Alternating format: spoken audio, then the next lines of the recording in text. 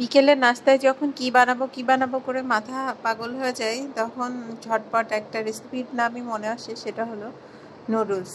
আসসালামু আলাইকুম সবাইকে, ওয়েলকাম টু ফারিয়াস ফ্যামিলি ব্লগ। কাছে দূরে যে যেখান থেকে আমার ব্লগটি দেখছেন সবাইকে অসংখ্য ধন্যবাদ। তো আমি আজকে নুডলসটা একটু সবজি দিয়ে বানাবো। সবজি বলতে শুধু বরবটি ছিল, আর তার সাথে আমি একটু আলু দিয়েছি। তো বরবটিগুলো আগে আমি একটু সিদ্ধ করে নিলাম গরম পানিতে দিয়ে। তারপরে আমি এখানে পেঁয়াজ আর হচ্ছে আলুটা ভেজে নিচ্ছি, তার সাথে কিছু কাঁচামরিচ আছে, আর বরবটিটা এখন দিয়ে একসাথে করে আমি একটু ভেজে নিব।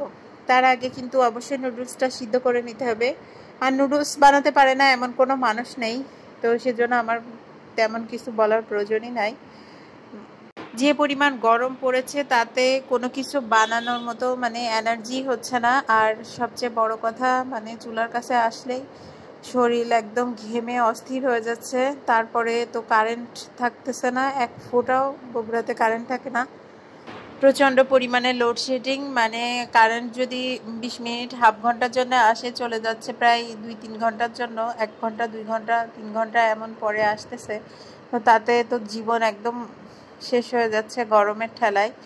আর রান্না বান্না কি করে কি খাবো, কি করব, মহা টেনশন।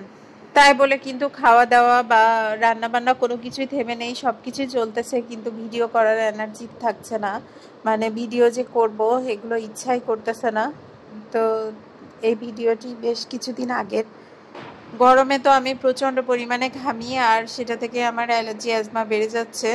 তো সেজন্য আমার রেগুলার ভিডিও দেওয়া হচ্ছে না, কারণ ভিডিওই করা হচ্ছে না। সেজন্য কোনো ভিডিও আমি আপলোড করতে পারতেছি না। তবে একটু শারীরিকভাবে সুস্থতা অনুভব করলে ইনশাল্লাহ আবার ভিডিও আপলোড করব।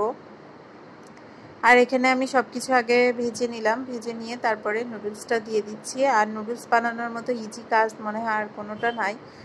আর বিকেলের নাস্তায় একটা তো কোনো কিছু বানানোই লাগে, তো ঝটপট নাস্তা হিসেবে আমি মাঝে মাঝেই নুডলস বানাই। আর আমার মেয়ে নুডলস খেতে পছন্দ করে, তবে একটু স্পাইসি করে বানালেই আমার মেয়ে বেশি পছন্দ করে। মেয়ে না, বাসার সবাই পছন্দ করে স্পাইসি করে বানালে। তো কার এলাকার কি অবস্থা কারেন্টের কমেন্টে জানাবেন। সবাই ভালো থাকবেন, সুস্থ থাকবেন। এই গরমে বেশি বেশি করে পানি খান, আর শাকসবজি ফলমূল এসব খেতে পারলেই মনে হয় ভালো। নুডলসটা এমনি না রান্না করে এর সাথে একটু সবজি মিশিয়ে রান্না করলে মনে হয় এর টেস্টটা অনেক গুণ বেড়ে যায়, আর সেটা অনেক পুষ্টিকরও হয়। তো কে কে নুডলস খেতে পছন্দ করেন অবশ্যই কমেন্টে জানাবেন। আর আবার ভিডিও যদি একটু ভালো লেগে থাকে তাহলে অবশ্যই লাইক কমেন্ট করে পাশে থাকবেন। আর সবাইকে অনেক অনেক ধন্যবাদ। আল্লাহ হাফেজ।